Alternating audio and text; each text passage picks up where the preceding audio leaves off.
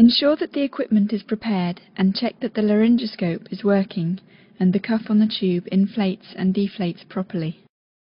Pre-oxygenate the patient with bag and mask ventilation for up to 1 minute before attempting to intubate.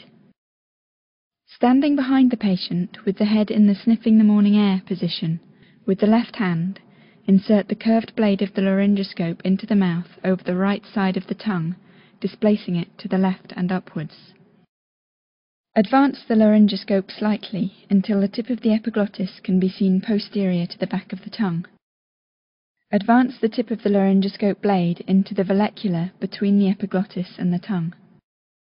With the handle of the laryngoscope pointing away from you at 45 degrees, lift upwards and away to lift up the tongue and epiglottis to display the vocal cords and the laryngeal opening. With the right hand, insert the endotracheal tube from the right-hand side of the mouth directly between the cords and into the trachea until the cuff passes through the cords. The markings on the tube at the incisors will show between 21 and 24 centimeters in the average-sized adult when the tube is in position. Remove the laryngoscope and inflate the cuff with approximately 15 mL of air to prevent air leaking during ventilation. Attach the tube to the bag and valve apparatus and ventilate the patient with the oxygen flow on 12 to 15 liters per minute. Confirm the position of the tube by auscultating over the apices of the lungs, the axillae and the stomach.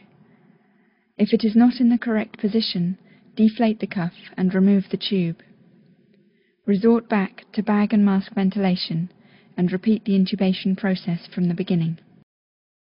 If the tube is in too far, the right lung will be ventilated only via the right main bronchus. If this occurs, deflate the cuff and withdraw the tube 2 to 3 centimeters. Re-inflate the cuff and recheck the position. When the tube is in the correct position, tie it in place with cotton tape and attach the tube to the ventilating apparatus and ventilate the patient.